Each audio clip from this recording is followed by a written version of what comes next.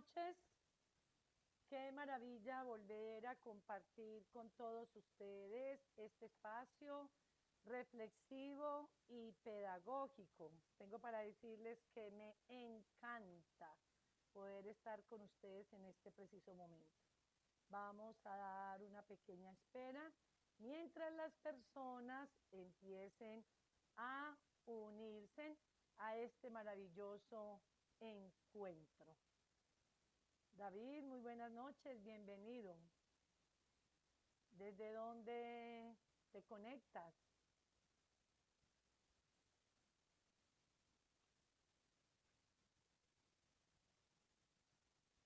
Desde la ciudad de Pereira, muy bien. Vamos a esperar un poquito. Mientras tanto voy haciendo una pequeña presentación. Ya algunos, Andrés Valderrama, ¿cómo estás? No se escucha mucho, me dice Andrés Valderrama. David, ¿qué haría yo ahí? Eh, Andrés, ¿me escucha ya? No se escucha, David, no se escucha. Muy buenas noches, no hay sonido, David. Por favor, colabórame acá. Mila Valderrama, ¿cómo está? Mucho gusto. ¿Sí me escuchan ya? Lore, Oscar Fernando, buenas noches. David, dicen que no me escucha. ¿Qué hago ahí? Vamos a mirar un momentico a ver qué es lo que está pasando. No se escucha. Después de pronto me voy a comprar uno bien bueno. Y se ve como borrosa la imagen. A ver. Vamos a esperar un poquitico que aquí me van a colaborar un poco a ver qué es lo que está pasando.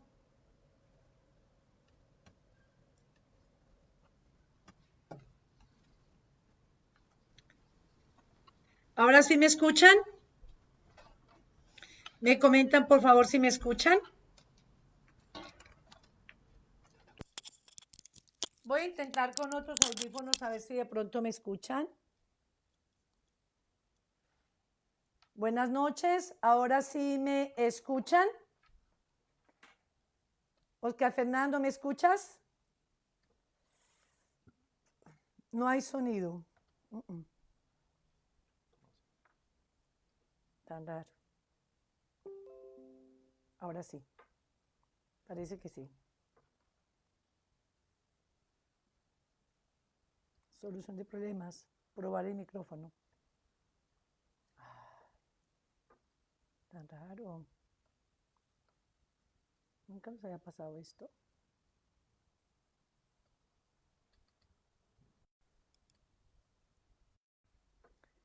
Les pregunto, Yolanda Torres, bienvenida. Mila Valderrama, tan bella, Elizabeth. Muy buenas noches, bienvenidos todos a este maravilloso momento. Coméntenme si se escuchan ya.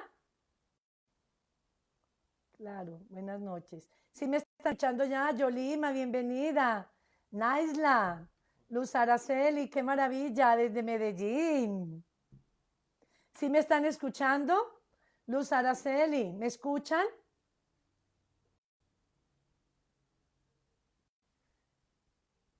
Ahora sí, gracias. Listo, Andrés.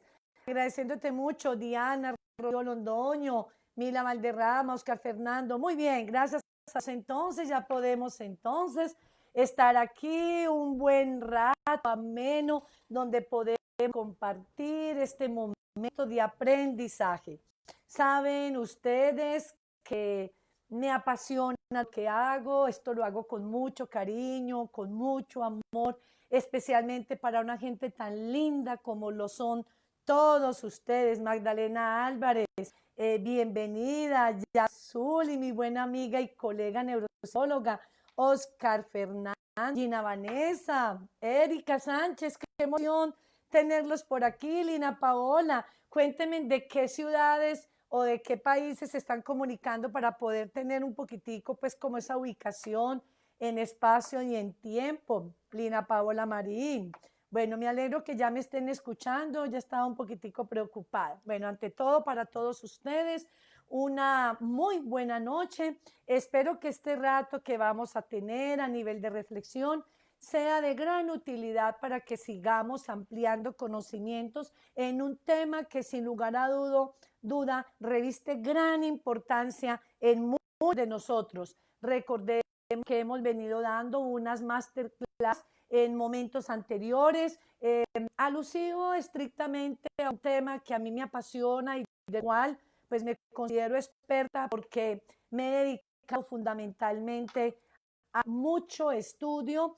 Aparte de ello, toda la experiencia en su gran mayoría en el centro del cual yo gerencio, Ser Crecer aquí en la ciudad de Pereira, es quizás una de las patologías que revisten una mayor importancia dada todas las condiciones y situaciones. Neddy Londoño, me alegro pues que ya me estén escuchando, Paula Andrea, Adriana, qué maravilla, se van uniendo todos, Mila Valderrama, qué maravilla. Entonces, volviendo a retomar el tema, sabemos muy bien en nuestra condición de papá, de mamá, de maestro y también en nuestra condición profesional, en el área en la que tú te encuentres, llámese maestro, llámese fonoaudiólogo, llámese psicólogo, neuropsicólogo, neuropsicopedagogo, llámese fisiatra, llámese médico, en fin,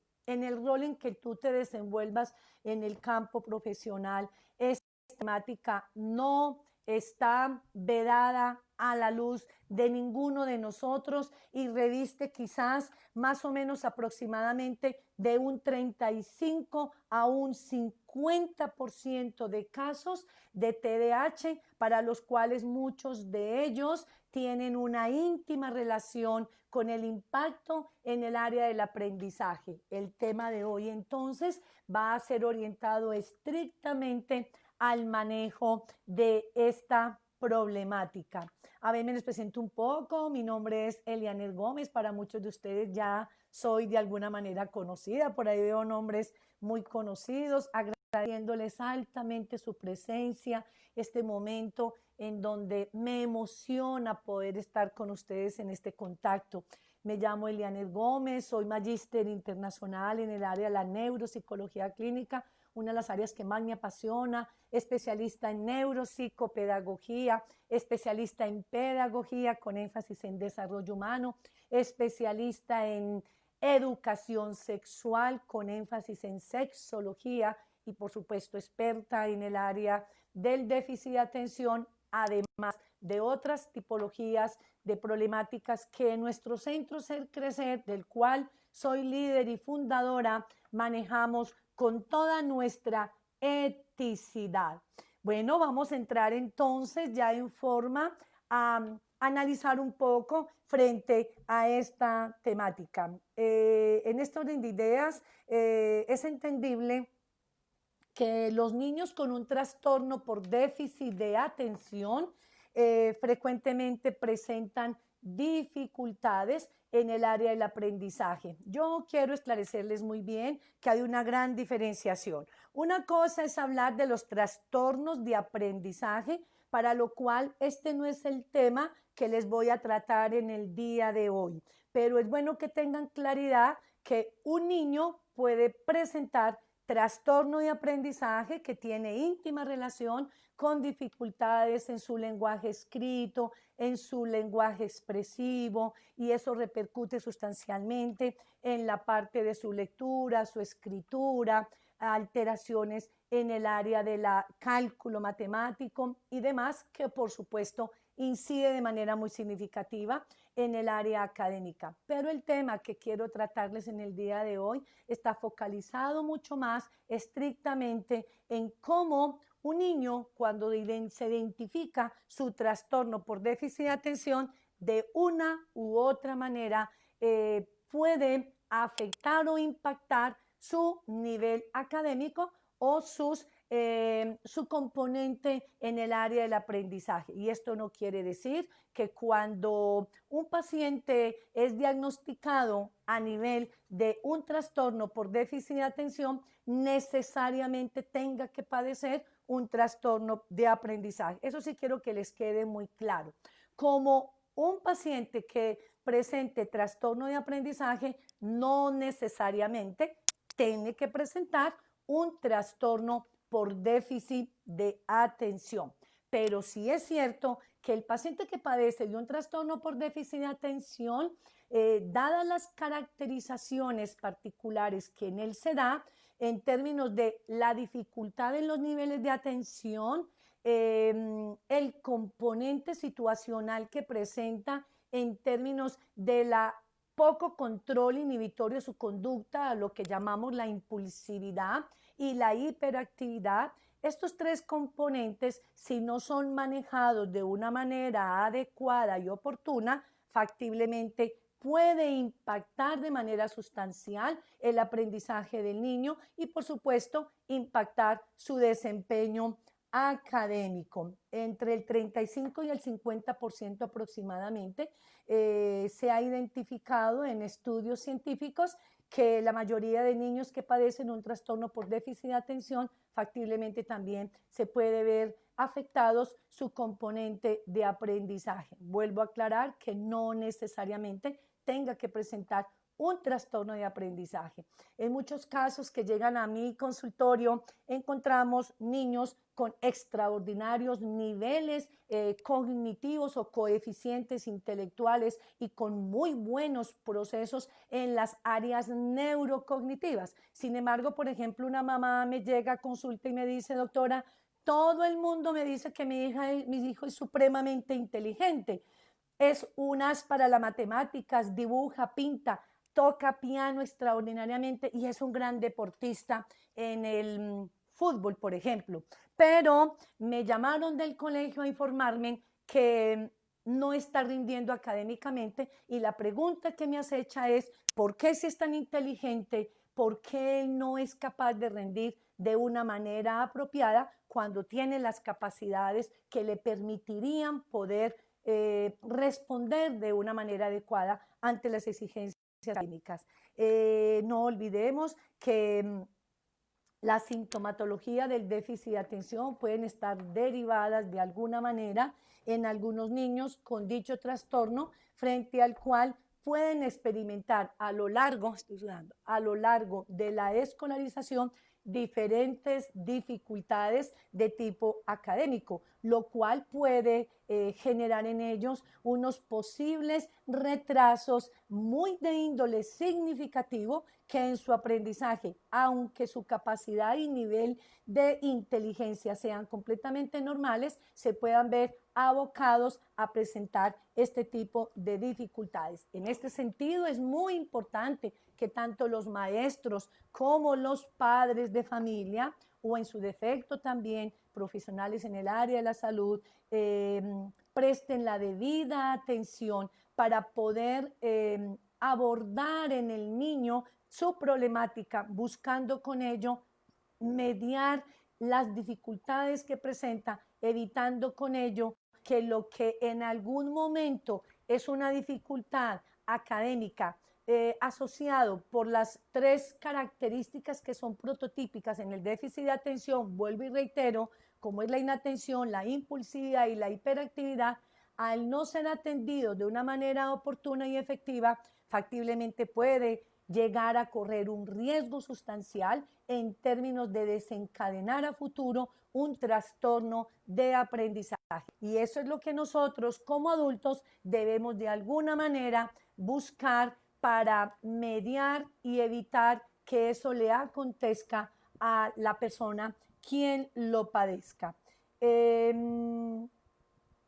A nuestros consultorios llegan muchos papás con muchas inquietudes. Yo quisiera leerles de manera textual no solamente lo que el padre o la madre manifiesta en una consulta en la fase inicial de la historia clínica, sino también la manera como uno se siente consternado cuando en la fase inicial de una entrevista se sienta con el niño a sondear sus expectativas, a indagar si él sabe por qué llegó a consulta, qué espera de la consulta, por qué permitió, por qué accedió a llegar allí. y muchos de ellos me contestan de esta manera. Quiero leerles textualmente. Muchos de ellos me dicen, Doc, me dicen que soy muy inteligente, yo toco piano, me encanta el fútbol, me dicen que soy muy inteligente porque me sé todas las categorías de los dinosaurios y todo lo que tenga que ver con la electrónica me apasiona. No olvidemos que son niños, en esencia, muchos de ellos absolutamente talentosos. Su talento puede llevarlos a conquistar grandes escenarios en su proyecto de vida, pero si son explotados, pero si son explorados anticipadamente y potencializados procesualmente, porque tenemos niños con mucho talento, pero desperdiciados porque nos focalizamos estrictamente en el problema, más no en las habilidades que tienen. Entonces, en ese orden de ideas me dicen algunos niños, Doc, mis papás esperan mucho de mí, pero yo no entiendo por qué se me dificulta atender y concentrarme con cierta frecuencia en las clases. En ocasiones se me olvidan las cosas y las tareas que debo hacer. Entonces yo no entiendo por qué me dicen que soy tan inteligente y por qué yo sé tocar piano y por qué soy tan buen futbolista, pero en todo lo que tenga que ver con la parte académica soy un fiasco. Ellos mismos se autocatalogan de esa manera. Dice otro, muchas veces me atraso y no logro escribir todo lo que mi maestra me exige porque lo que tengo, porque lo, por lo que tengo que desatrasarme y además hacer las tareas para el día siguiente, hecho que para un niño con déficit de atención resulta ser supremamente complicado. Otro me dice, no sé planificar mi tiempo ni organizarme para llevar a cabo las tareas complejas. Me demoro la tarde y la noche haciendo una tarea y cuando mis papitos llegan a revisarme, pues resulta que solamente alcancé a hacer una de 6 y cada vez que voy al colegio siempre me gano mis unos. Mis cuadernos son poco ordenados y a veces mi letra yo no la entiendo. Escribo muy mal y me canso fácilmente. Las tareas largas me cansan, me aburren, me desesperan. Por eso evito hacerlas. Por más que me esfuerzo, dice otro, algunas tareas las realizo de manera deficiente. Nunca paso de un 2, nunca paso de un 3. No he sido capaz nunca de tener un 4 ni un 5 en mi vida. Otro me dice, muchas veces mi mami me ayuda o tengo un tutor y sin embargo cuando me enfrento a un examen, el tiempo no me da y no alcanzo y por tanto termino reprobando mi examen. Poseo dificultades en la comprensión y en la fluidez lectora, tengo dificultades en el cálculo matemático y para resolver los problemas, guácalas, las matemáticas a mí no me gusta, mientras que en unos la habilidad es esa, en otros la debilidad es esa. Se me dificulta seguir instrucciones y mantener la motivación. Esos son una de las tantas expresiones que nuestros niños llegan a expresar con el corazón henchido de dolor y de tristeza, porque por supuesto en su condición de ser niños buenos, intelectualmente capaces, con grandes talentos, emocionalmente nobles, porque son seres humanos extraordinarios, dulces, amorosos. Ya esto lo expresé en una de mis masterclass anteriores y tengo que volverlo a recapitular. Se le parte a uno el alma cuando los escucha expresando de una manera peyorativa frente a sus condiciones de índole personal. Muchas de estas situaciones que enfrentan los niños que padecen el déficit de atención pueden estar asociadas íntimamente con el lóbulo prefrontal, que es un área fundamental cerebral, para lo cual reviste una gran importancia porque allí hay unas áreas sensibles que dan cuenta de las funciones ejecutivas, para lo cual consideraría que posiblemente la próxima clase, la próxima masterclass, me detendría a hablar estrictamente de ese tema, porque es un tema, a pesar de que es apasionante, reviste un poco de complejidad, pero una vez que yo les exponga a ustedes todo el sinnúmero de funciones que ejecuta el lóbulo frontal o prefrontal, vamos a poder entender con amplísima comprensión por qué nuestros niños que padecen el déficit de atención y de la hiperactividad, a pesar que muchos de ellos son talentosos y tienen grandes habilidades, no obstante a ello, muchos de ellos se ven enfrentados a vivir experiencias de frustración, de fracaso académico, de fracaso social, de rechazo social. Déjenme decirles que todo eso tiene sustancialmente una explicación. Dentro de las dificultades que más se develan en un niño con déficit de atención están las siguientes: dificultades para planificar el tiempo. La mayoría de niños invierten mayor parte del tiempo del que usualmente un niño que no tiene la dificultad invierta. Entonces, en este sentido, a nivel de papá, de mamá, o de maestro, es muy importante identificar en este niño no solamente su ritmo de aprendizaje, su estilo de aprendizaje, sino también identificar si es de los chicos que en términos de sus funciones ejecutivas que emana el lóbulo frontal, esa es una quizás de las dificultades que él tiene. Entonces, el fracaso escolar o la dificultad en el aprendizaje está íntimamente asociado más porque es un niño que tiene un nivel de respuesta a nivel enlentecido, es decir, requiere de mucho más tiempo del necesario para poder ejecutar una acción. Y es ahí donde está sustancialmente la clave del maestro para que pueda tener consideración en ese sentido y dentro de las adecuaciones curriculares, que más adelante voy a hablar un poco de ello y que va a ser también motivo de otro masterclass, considere este elemento como de los más sustanciales para darle al niño el espacio, la oportunidad, posibilidad de que pueda desarrollar su examen, ejecutar su trabajo, su ejercicio con un poco más de tiempo. O en su defecto, dividirle al niño el ejercicio, la tarea, en 2, 3 partes para que en la medida en que él se esfuerce, esa experiencia le genere un nivel de gratificación y con ello se impregne de un nivel alto de motivación. Recordemos que el ser humano está íntimamente movido por la motivación. En el cerebro tenemos una subárea que es el sistema límbico, que es donde está emanado todo el componente del pensamiento, del sentimiento, de la emoción. Entonces, cuando un ser humano se enfrenta a experiencias son gratificantes, pues por supuesto esa gratificación se ve develada en altos niveles de motivación. Y si eso nos acontece a nosotros como adultos, ¿qué decimos de un niño que vive en la avidez del deseo del reconocimiento, del aplauso y de la felicitación?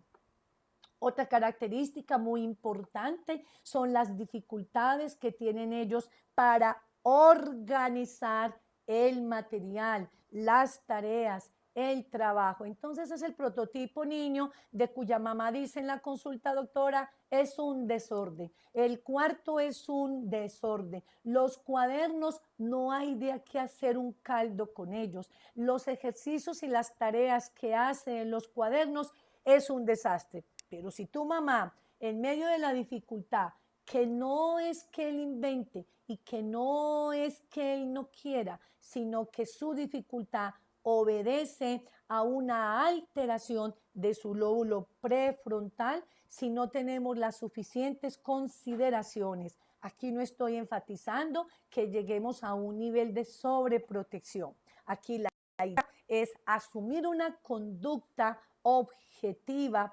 comprensiva, justa, para que podamos llegarle al niño de una manera afable, afectiva, empática, asertiva, generando en él altos niveles de confianza y expresándole, verbalizándole expresiones de opción, de posibilidad. De esta manera vamos a tener un niño más enrutado y la experiencia de la frustración, que es muy evidente en ellos, se va a ver menos frecuente en su experiencia de vida, máxime cuando tiene que ver con el componente de índole académico. Hay una conducta en ellos de precipitación en la tarea a realizar. Entonces es típico que muchos, tú le preguntas, Juanito, ¿ya hiciste la tarea de sociales? Sí, mami, pero ¿cómo así si hace 15 minutos te sentaste? Y dice, sí, mamá, ya la hice. Para él esa tarea fue extraordinariamente maravillosa, pero cuando tú entras a supervisar la tarea, posiblemente desde la perspectiva del niño fue cumplida, pero desde el objetivo como tal de la calidad de tarea no fue realizable. Ahí impera la conducta impulsiva, una conducta precipitatoria que es muy típico en los niños de TDAH, cuya subclasificación está en el subtipo impulsivo e hiperactivo.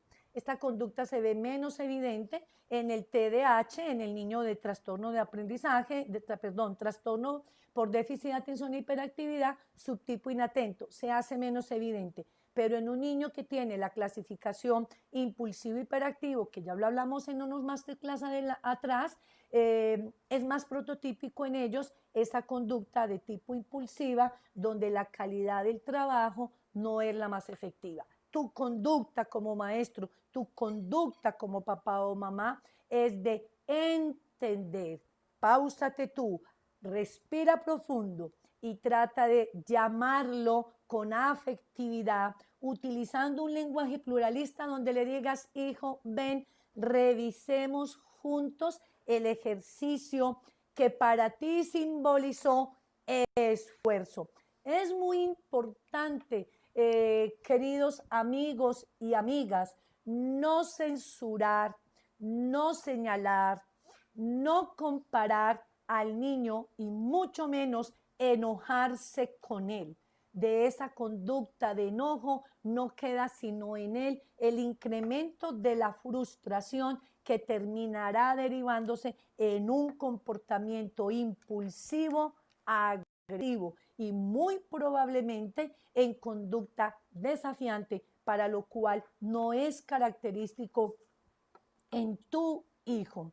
En algunos de ellos prevalece una mala memorización, una memorización fallida, porque como tiene afectado la atención por el canal auditivo o la atención por el canal visual, ese nivel de percepción es fundamental para la adquisición de los contenidos. Y nosotros como seres humanos tenemos la memoria a corto plazo, que tiene íntima relación con una memoria operativa que también procede del lóbulo prefrontal. Esa memoria a corto plazo es sustancialmente importante para que los niños tengan la evocación del recuerdo y se constituya a mediano y largo plazo en una memoria a mediano plazo y a largo plazo. Memorias que sin lugar a duda son incidentes en los dispositivos de aprendizaje. Un niño que tenga alteraciones en los niveles de memoria es un niño entonces que va a presentar factiblemente dificultades en su lectura y fuera de ello en sus niveles de comprensión. Entonces va a ser un niño que va a tener dificultades sustanciales en la comprensión lectora, porque no logra hacer un proceso inmediato de asimilación del contenido que está leyendo. Entonces, si ante esa situación de dificultad de nuestro niño, tú te enojas, tú lo confrontas, tú lo ridiculizas, tú lo enganchas en una situación de fracaso y de frustración, pues ese es el típico niños que generalmente a futuro terminan, llamémoslo así, o no queriendo estudiar, o en el peor de los casos, desencadenando una fobia escolar, o en el peor de los casos, desistiendo de su jornada académica. Y tener un niño que no ame estudiar, tener un niño o un joven que no le guste interactuar con su grupo de pares en un contexto educativo, déjeme decirle, papá, mamá, compañero, compañera, amigo, amiga, que nos embalamos porque entonces no sabemos en qué dinámica, en dónde lo podemos contextualizar para que pueda invertir sustancialmente su tiempo en cosas que sean para él, para ella, gratificantes, que sean hacedoras para el constructo de su proyecto de vida. Por eso tan importante siempre la insistencia mía en estas intervenciones, nuestra actitud, una actitud de aperturamiento, una actitud de comprensión, una actitud de respeto hacia el niño, hacia el joven, hacia el adolescente y una actitud de comprensión. No estoy en ningún momento enfatizando un comportamiento sobreprotector, laissez-fairista. Es una actitud de respeto, de comprensión, porque si lo llevamos de la mano desde la perspectiva del respeto y del apoyo, muy probablemente vamos a tener un niño, una niña, un adolescente esperanzados, desarrollando un nivel de credibilidad hacia sí mismo, porque tu papá, tu mamá, tu maestro le ha cimentado su amor. Y ese amor que va prevaleciendo en ellos le va a permitir volver a creer en sí mismo. Entonces la dificultad en el aprendizaje, la dificultad en su atención, su componente impulsivo va a ir mediando, va a ir menguando. Esto no es un hecho milagroso, esto es una realidad vivida y sentida desde mi experiencia como terapeuta y como rehabilitadora en el área de la neuropsicología.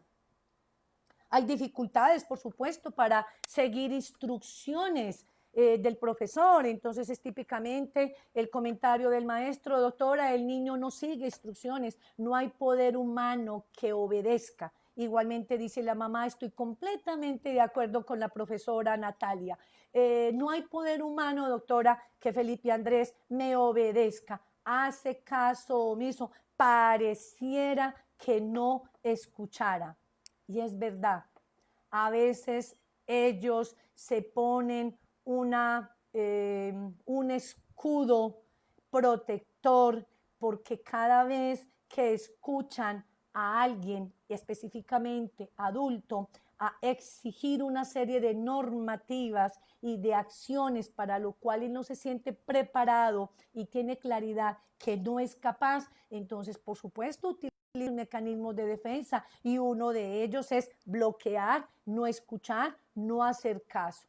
Ahí lo que tenemos que hacer es docilitarlo y la mejor manera de docilitar a nuestro niño indiscutiblemente es sabiéndole hablar con una voz modulada, utilizando un lenguaje pluralista. Ven, mi amor, sentémonos que lo vamos a lograr. Y Felipe Andrés probablemente dice: mamá, es que eso me cuesta mucha dificultad, guácalas, no me gustan las matemáticas, además la profesora no me gusta. Tratar en medio de ese momento, de esa sesión de estudio, pare un momentico el espacio de estudio y abra unos momentos donde tú puedas platicar con tu niño, disminuyéndole los niveles de angustia, de ansiedad y de expectativa que le genera ese momento de sesión de estudio. Y una vez que lo tengas un poco tranquilo y relajado, ahí sí, persuádalo para que él conjuntamente contigo, al ofrecerle el apoyo, pueda acceder a su sesión de estudio. Si esta experiencia la hacemos un día y otro día y otro día, y fuera de eso, tú con tu cariño, con tu paciencia, con tu credibilidad hacia él, con tu confianza hacia él, con tu voz tierna pero firme, contundente, le dejas entrever que creo en ti, muy probablemente ese niño que en algún momento estaba completamente patologizado, etiquetado en diferentes contextos, va a ser un niño que va a empezar a salir de allí y en poco tiempo va a poder aflorar y demostrar todos sus talentos, todas sus habilidades, todo ese potencial intelectual que lo caracteriza esencialmente como un ser maravilloso. Hay también en ellos, la mayoría de ellos tienen unas grandes dificultades para centrar la atención. Entonces, si la actividad que se le provee al niño es una actividad poco agradable, poco motivadora, es una actividad prolongada, que no le reviste motivación al niño, al adolescente, a la niña. Entonces, esa poca motivación hace que su nivel de atención sostenido, selectivo y alternante disminuya. Y mientras esas atenciones no se logren sostener de una manera apropiada, pues no vamos a tener entonces un niño con un nivel de rendimiento cuyo aperturamiento le permita rendir de una manera adecuada ante la exigencia académica. Otro elemento muy importante es que en lo referente del comportamiento, este también puede considerarse en otro factor determinante en la afectación de los dispositivos de aprendizaje. Recordemos que muchos niños, más que todos los que tienen clasificación impulsivo hiperactivo, tienen una tendencia de manejar una conducta de índole negativa frente a conductas disruptivas, el típico niño que le gusta llamar la atención, hacer payasaditas en el salón, el típico niño que utiliza lenguaje verborreico para expresar o simplemente llamar la atención, al cual pues no solamente se dispersa él, sino que también dispersa el grupo. Estos elementos también a nivel de comportamiento se constituyen en factores sustancialmente incidentes en el desencadenamiento de la afectación de un nivel de aprendizaje. Recordemos que aquí yo no estoy hablando de trastornos netamente de aprendizajes, simplemente estoy hablando de unos componentes situacionales, factores que pueden incidir de manera muy sustancial en los dispositivos de aprendizaje y por ende en el desempeño académico, que por supuesto, si no son atendidos a tiempo y no se prevé a tiempo su dificultad, pues entonces estas dificultades que aparecen ser asociadas de manera situacional por las características típicas de su TDAH, indiscutiblemente se van a convertir a mediano plazo o a largo plazo en un trastorno de aprendizaje. Y cuando ya estamos hablando de un trastorno de aprendizaje comórbido unido al trastorno del déficit de atención, pues indiscutiblemente estamos viendo un panorama en nuestro niño, a nuestro adolescente de mayor complejidad, lo que podría implicar una exigencia mayor en términos de intervención terapéutica de índole multidisciplinaria y donde el maestro tendrá que tener mayores esfuerzos, hacer mayores esfuerzos para poder regular la conducta del niño y en su defecto también los padres de familia. Vamos a mirar aquí rápidamente, ya tenemos 35 minutos. Quiero mencionarles cuáles son más o menos las características para que ustedes tengan en cuenta y puedan observar en sus niños, fundamentalmente en sus niños, en la fase inicial, cuáles pueden ser aquellas conductas que empiezan a develar un posible acercamiento de una sospecha a un posible trastorno por déficit de atención. No olviden que nunca podemos etiquetar. Siempre tenemos que ser en ese sentido éticos, absolutamente éticos, muy recursivos. Y cuando yo como maestro tengo la sospecha de manera inteligente, de manera activa, de manera creativa, si tus habilidades te permiten identificar fácilmente las características del niño en donde tú consideras que hay una posibilidad de sospecha, mucho cuidado con etiquetarlo o lanzar el diagnóstico a priori, porque no es posible que una serie de conductas nos estén ya enmarcando dentro de un diagnóstico de índole científico, para lo cual reviste una evaluación exhaustiva por profesionales en el área de la salud y, por supuesto, expertos en el manejo de este caso, llámese un psicólogo muy bien preparado o un neuropsicólogo o también el psiquiatra o el neuropediatra o el psiquiatra si es también del caso. ¿Cuáles son las características que puede empezar en la educación infantil? Vamos a mirar las tres etapas como para que determinemos un poquitico las caracterizaciones. Quiero como que les quede un poco claro eso y ya luego procedería a explicarles un poco algunas pautas o estrategias que como papá o mamá consideran podemos acogerlas para implementarlas en el ámbito familiar. Y de igual manera, también voy a tratar de darles unas pocas pautas o estrategias a los maestros para que también sepan cómo poder abordar nuestros niños en el contexto escolar y favorecerlos desde la inclusión escolar, desde las adecuaciones curriculares, porque ese será también otro tema que les voy a contemplar más adelante, que es un tema que también me apasiona por todo lo que ello implica en términos de llegar al mundo de nuestros niños, en donde lamentablemente dentro del contexto social, familiar, escolar, etcétera, se ven abocados a vivir una situación de mucha limitación en términos de oportunidades para experienciar felicidad. Recordemos que venimos al mundo a ser felices y nuestros niños son la esencia, llevan la impronta de la felicidad. Recordemos que más en ellos y en nosotros, más en ellos, prevalece el principio del hedonismo, que es el principio del placer, el principio del amor, el principio de la alegría, el principio de la fuerza, el principio de la satisfacción. Y nosotros como adultos no podemos mutilarles a ellos esa posibilidad, ese sueño, ese derecho que por naturaleza y por el hecho de ser seres humanos ávidos de formar parte de este universo, pero a lo bien, es decir, formar parte de este universo en donde sean gratificados sus sueños y sus deseos.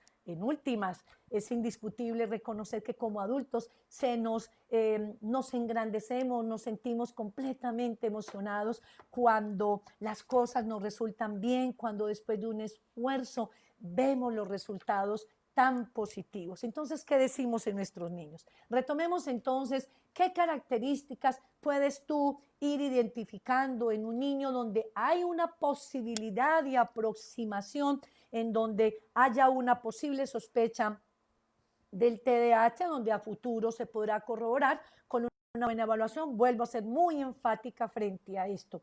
En la educación infantil, déjenme decirles que entre el 60 y el 70% de algunos niños diagnosticados con el TDAH durante su etapa preescolar, oigámoslo muy bien, durante su etapa preescolar, ya empiezan a manifestar ciertos comportamientos diferentes a los del grupo de referencia. Eso lo ha investigado en grandes investigaciones, específicamente uno de los científicos, psicólogos que más ha trabajado en esta parte, en esta etapa contemporánea, es Barclay, uno de mis más simpatizantes científicos. Una de las diferencias que encontramos entre los niños del TDAH en el preescolar respecto a los otros niños que no tienen posiblemente esta condición es el referente del juego. Oigámoslo muy bien.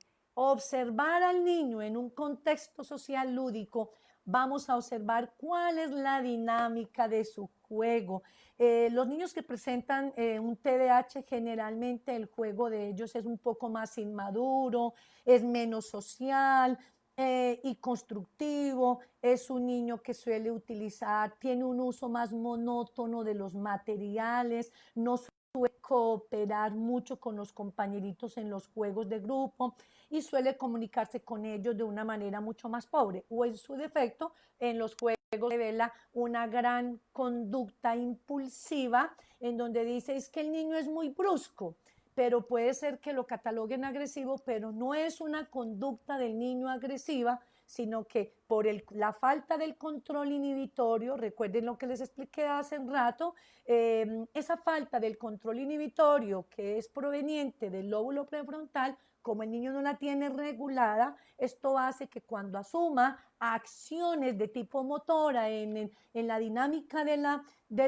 lúdica, los movimientos no es que sean torpes, sino que sean movimientos disruptivos. Entonces parece ser el niño agresivo, pero que en su defecto es más bien un niño pesado, un niño brusco, lo que llamamos comúnmente un niño brusco. En la actualidad y como contrapunto a lo que se hacía hace unos años de dejar que los niños, óigame muy bien que esto es muy importante esta información, antiguamente esperábamos que los niños, porque como eran tan chiquiticos, esperemos que crezcan un poquitico, porque es que tan lindo se ve, tan violento, tan lindo, tan brusco.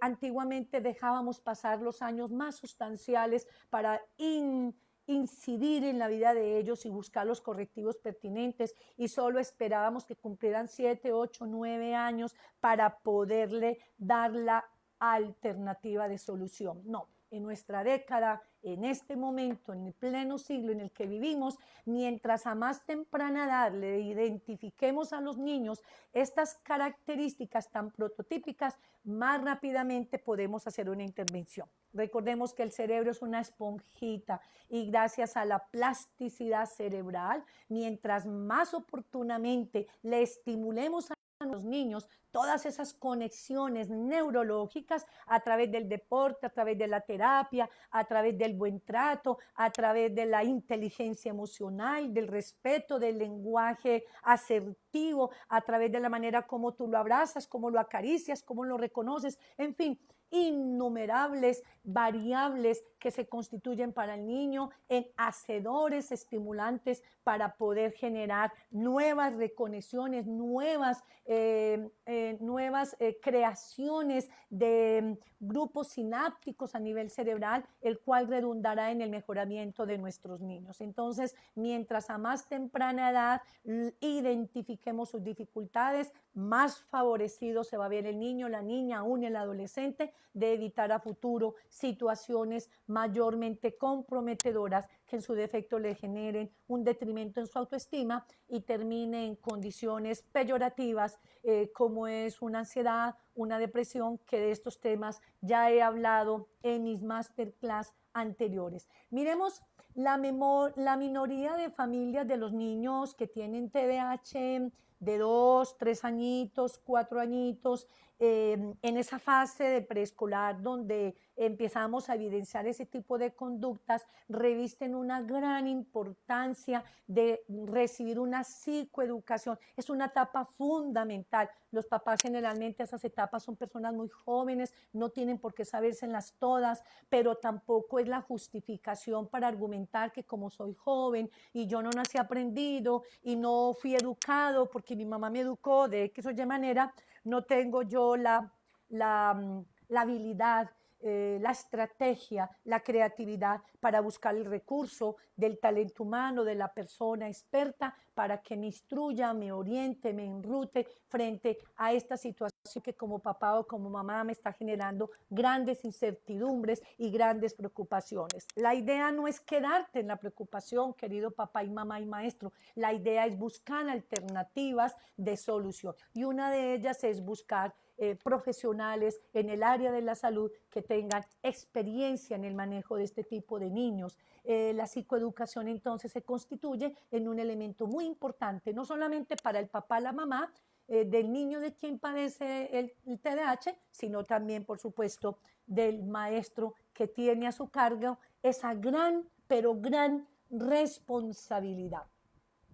Miremos un poquito las características en la educación básica primaria. Si el niño no se le es atendido de manera oportuna y efectiva en la etapa preescolar, que sería lo más ideal, a mí me encanta trabajar con los chiquis porque ahí eso es una esponjita que uno va moldeando y le va uno inyectando todas esas estrategias terapéuticas que para ellos son tan maravillosas porque los niños es lo más agradecido, ellos se degustan un dibujo, ellos se degustan un trabajo con plastilina, ellos se degustan un juego con balón y así el papá diga es que estoy pagando una consulta para que el niño juegue, no papá, papá hermoso. El niño, tú estás pagando una consulta no para que el niño juegue, tú estás pagando una consulta para que el niño se redescubra a través del juego e identifique que a pesar de que tiene su dificultad, tiene innumerables oportunidades para ser exitoso y ser feliz a través del dibujo, a través del recortado,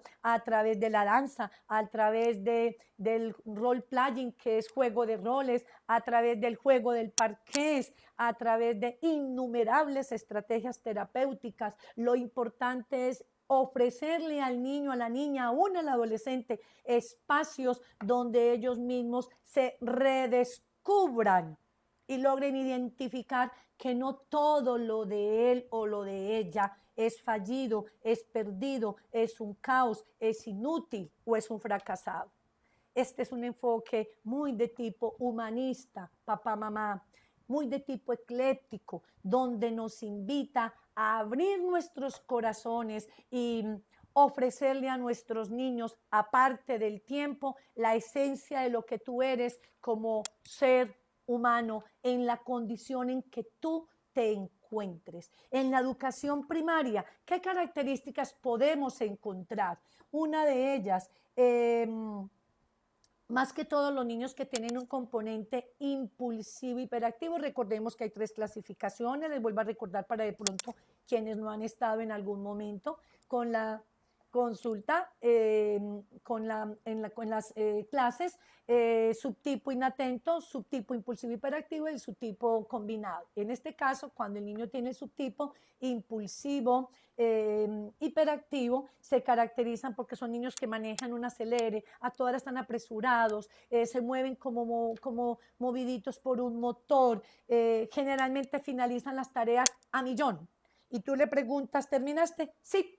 Y vas a mirar y la calidad de trabajo no es la mejor. Hay ausencia de repaso de tareas, por lo cual el niño no tiene el componente de autocorrección. Por eso en otra masterclass les voy a explicar cómo trabajar con ellos el lóbulo prefrontal en términos de entrenarlo para el componente de la autoinstrucción, que es una estrategia terapéutica extraordinaria que ayuda mucho a que estos niños puedan lograr regular dichas conductas.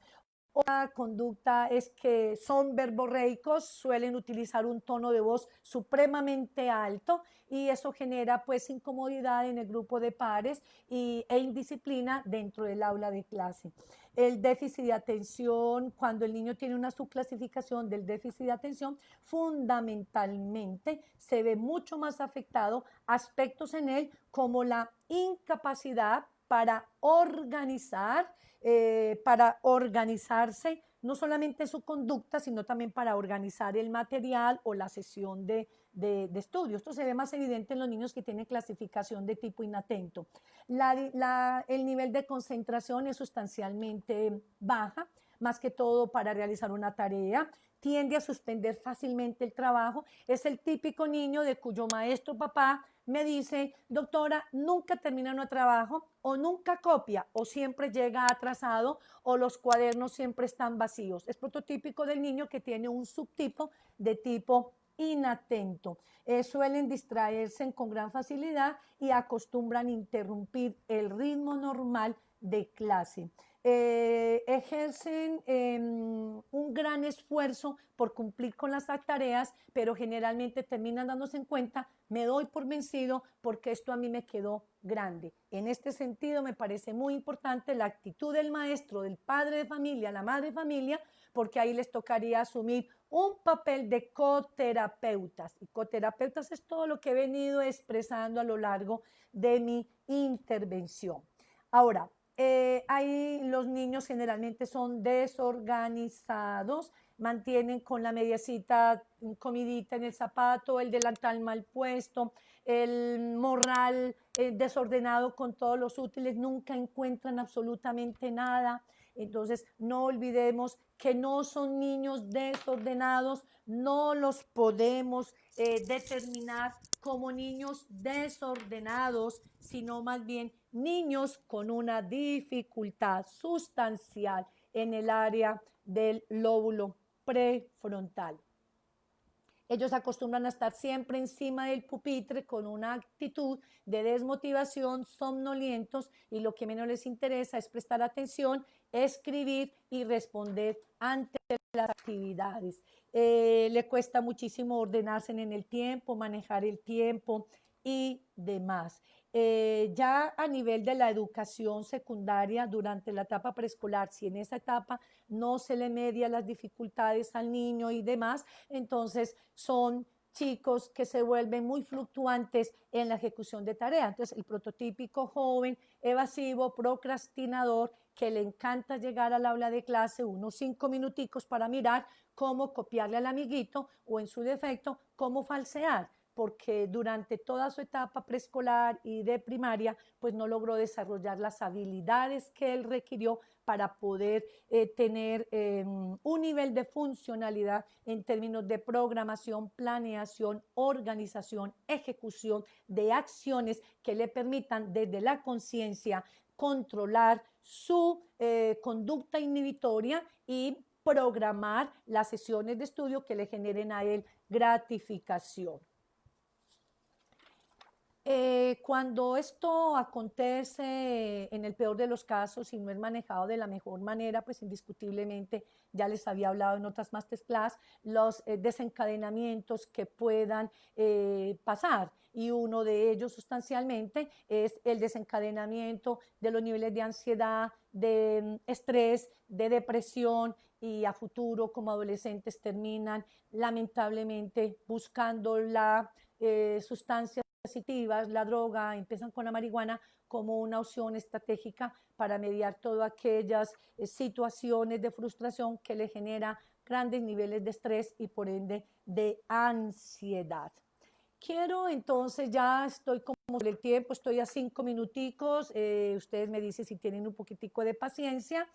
Ya pronto tengo para decirles que más o menos aproximadamente en un mes, ténganme un poquitico de paciencia, vamos a sacar al aire, a un live, un curso trabajado, llevo un año trabajándolo fuertemente, muy planeado, pensando en ustedes. Este tema y muchos más se abordarán de una manera mucho más profunda allí.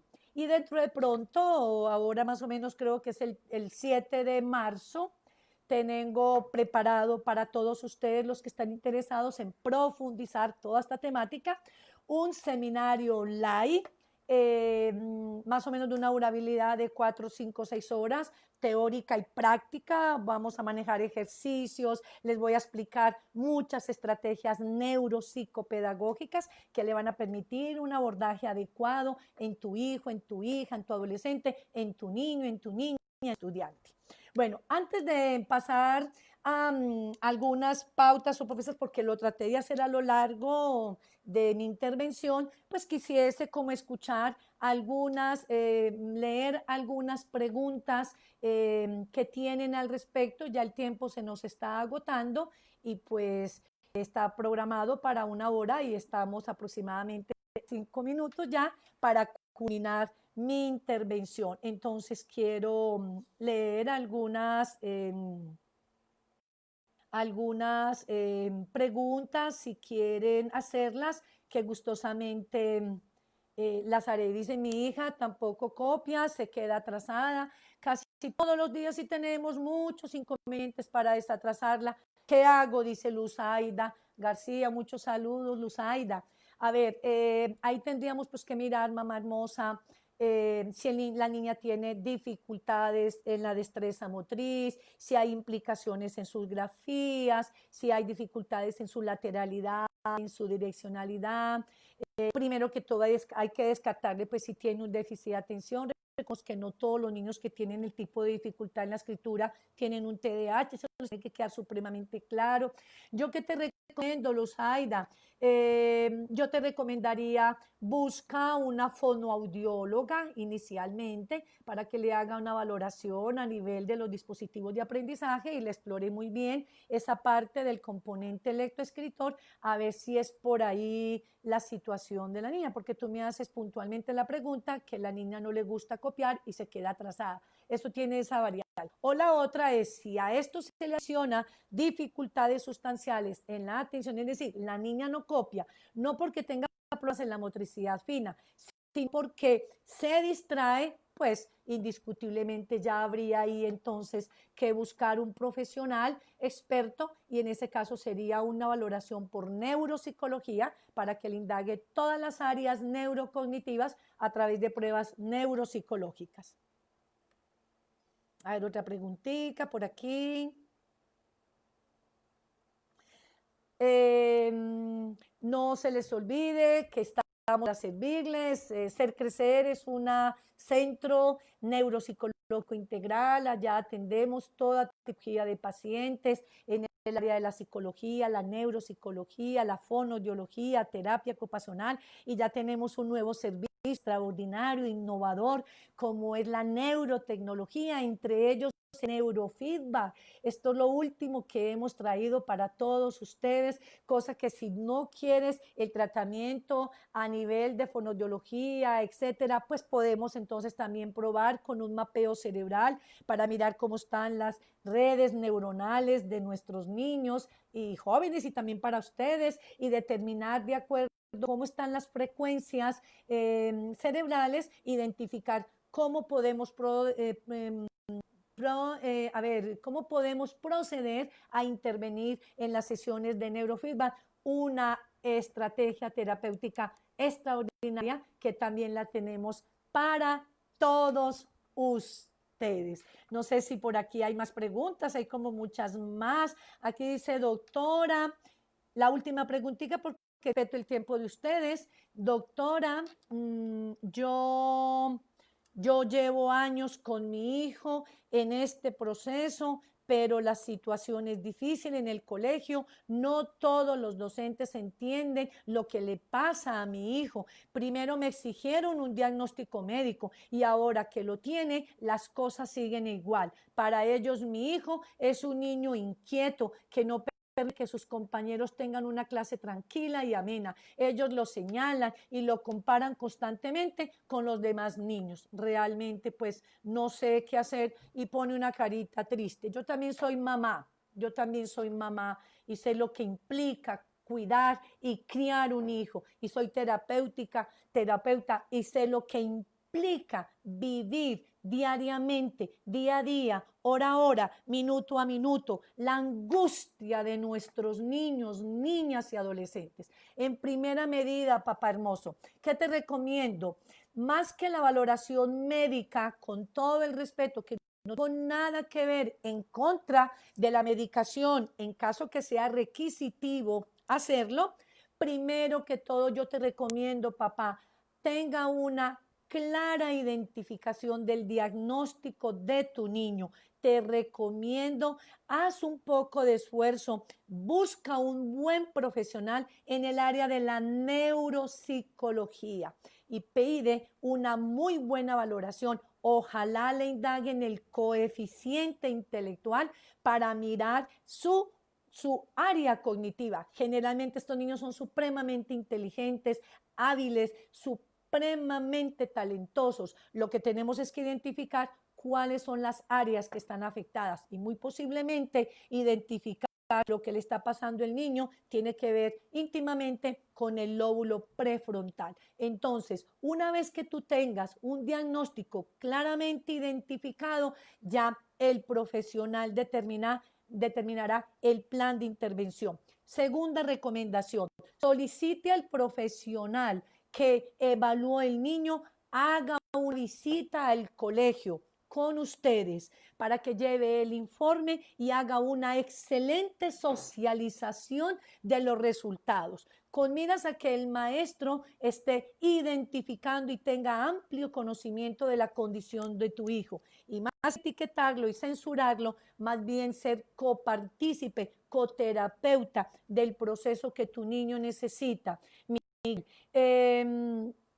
La profesional deberá llevar no solamente pautas por escritas, sino que también con su experticia podrá iluminar el camino pedagógico del maestro y aún del psicólogo, si lo tienen allá, para que puedan emprender un muy buen trabajo de tipo multidisciplinario entre familia, colegio y terapeuta. Y como tercera medida, dependiendo de los niveles de desempeño del niño y de las dificultades, si hay diversas áreas que están completamente afectadas, pues sí es requisitivo también promover un programa de adecuaciones curriculares para que el niño se encuentre beneficiado y de esa manera proveerle de experiencias gratificadoras. Y como cuarto y última propuesta, identificar en tu niño las áreas de mayor habilidad para que en el colegio le asignen tareas de monitor, buscando con ello el que él asuma un papel de liderazgo que sin lugar a duda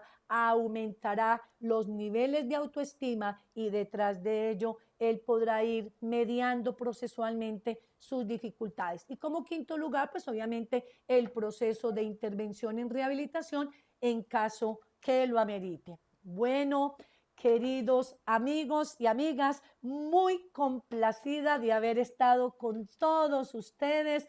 Me siento enorgullecida porque veo que se me unieron en este momento muchas personas. Tengo para decirles que los hago con todo mi corazón. Los invito ampliamente para que el 7 de marzo me voy a presentar por allí en el seminario online. O sea, voy a facilitar este espacio de aprendizaje, 4 o 5 horas conmigo, sin que tú te muevas de la casa. Solo a un clic. Si estás interesado por este mismo medio, le dice me interesa para tomarle los datos y vamos a ver si Dios quiere el 7 de marzo en nuestro seminario Entrenamiento Neuropsicopedagógico para el manejo del déficit de atención e hiperactividad a un clic sin moverse de tu casa. ¿Qué van a recibir?